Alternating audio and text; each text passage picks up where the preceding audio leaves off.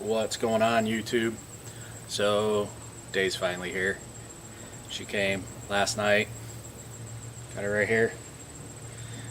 Do a walk around here in a second. I'm not just going to do a walk around today for you. I'm going to go ahead and we're going to go through a full season burn so that we can go ahead and start smoking tomorrow. So, yeah. Let me show you what we got. Come here.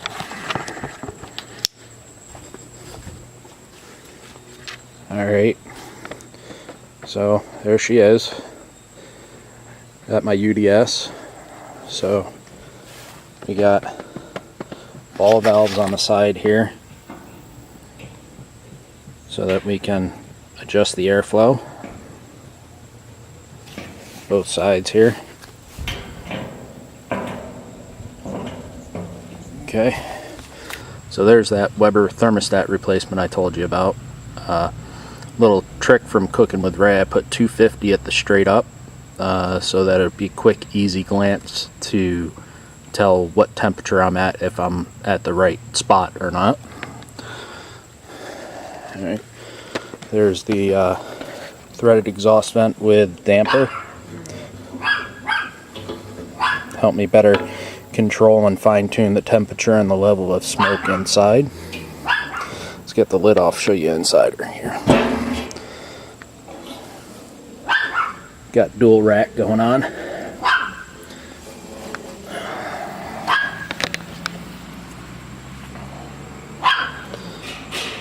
Top rack comes out easy enough.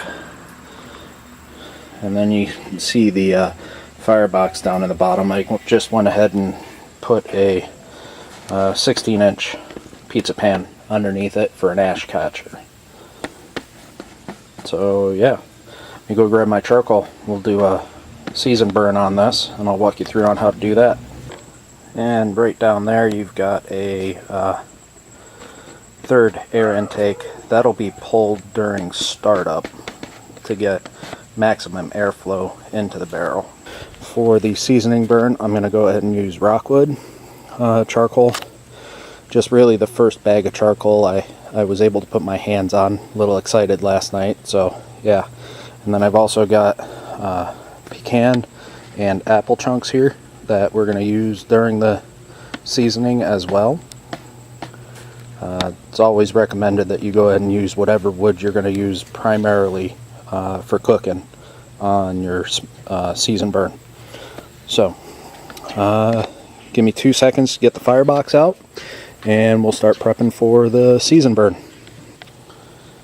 Alright, so I got the firebox loaded. I'd say that's probably about 6-8 pounds worth of lump charcoal in there. As you can see, I've got 4 sets of chunks there. At the noon and 3 are apple. At the 6 and 9 is pecan. And those 2 white dots in there are just paraffin wax cubes. You can pick those up at your local grill location, or I'll have a link down in the description as well as where you can click through and purchase.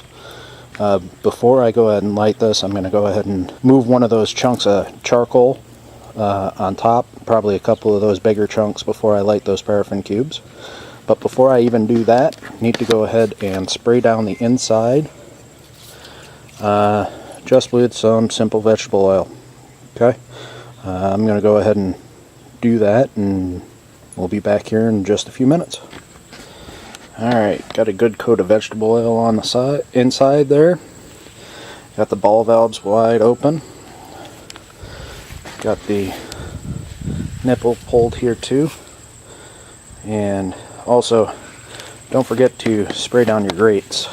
Okay, those will be going in shortly after I put the firebox in. So, let's go ahead and get that firebox lit and put in.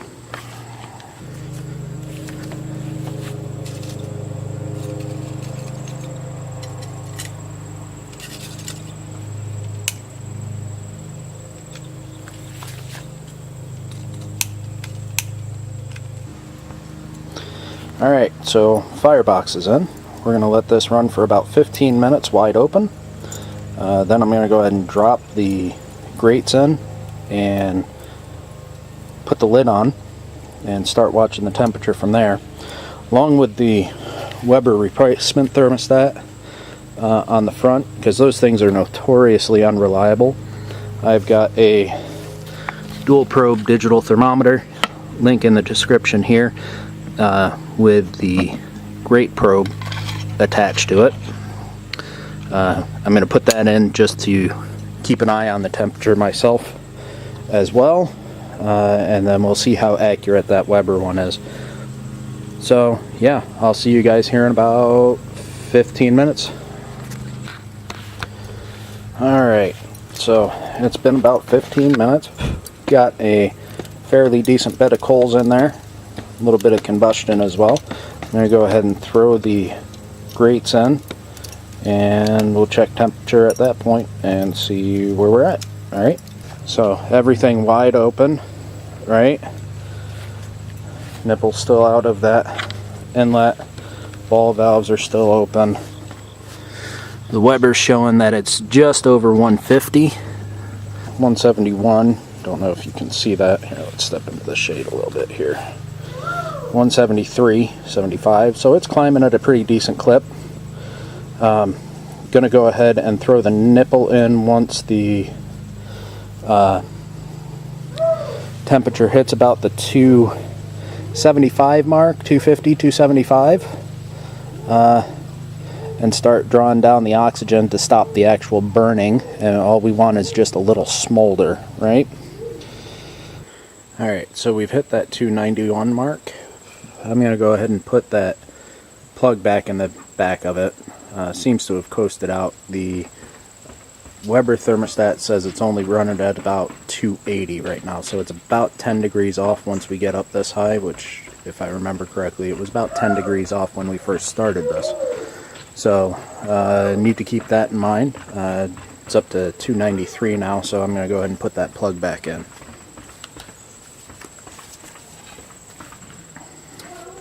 So 295, I'm going to start toying with the ball valves here, just so it doesn't crest over that 300 mark.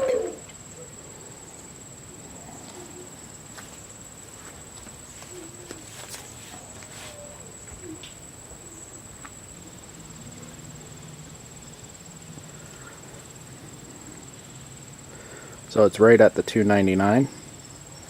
I've got both the left and right down to about half. And looks like the Weber is actually reading right at about 300 as well. So just takes a little bit for it to get an accurate read. So I'm going to let this sit at the 299, 300 for about 3 hours. And that should be good for a season burn. You'll notice we got barely a wisp of smoke coming out the top. If we were actually cooking, that's what we'd be looking for as well. Let me get you zoomed in here a little bit. Maybe you can see it just a little bit better.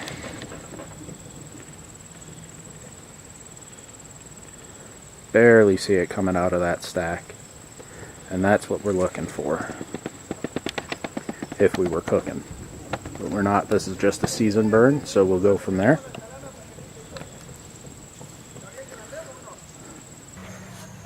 Alright, so it's been about 3 hours. It's held fairly steady.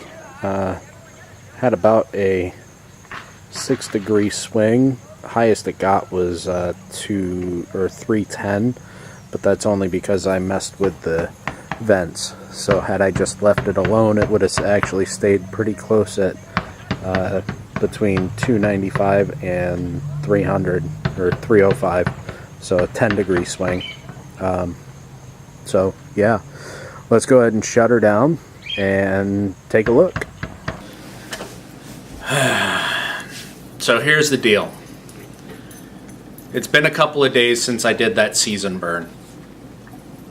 Reason I didn't show you guys the firebox and the reason it's taken me so long is there was quite a bit of chunk left in that fire basket. I was worried I did something wrong. So I hit Smoking Meats Forum and posed the question. Not a lot of them use UDSs, so it was hard to get an answer out of them. The guys that use charcoal smokers, the guys that use the wood-fired smokers, well, not so much the wood-fired, but the other charcoal smokers say it's not unusual to have some chunk left over. You'll still get flavor in your food. I've already done my first cook. I wanted to get an answer for this before I posted my cook video. It turned out okay. I'll explain more at the end of the next video. I'm hoping I'm going to do another cook this coming week. I am off Monday, Tuesday, hoping that I can either make it up to Sam's to pick up a pork butt or some tri-tip. If not, I'll just have to pick up some chicken quarters from Walmart, and we'll get those smoked up and see how those turn out. So, don't forget to subscribe, hit that bell icon so you get notified when I upload my next video. Hopefully that will be my first cook, and then I will be filming my second cook on Tuesday this coming week. Other than that, guys, happy smoking. Peace.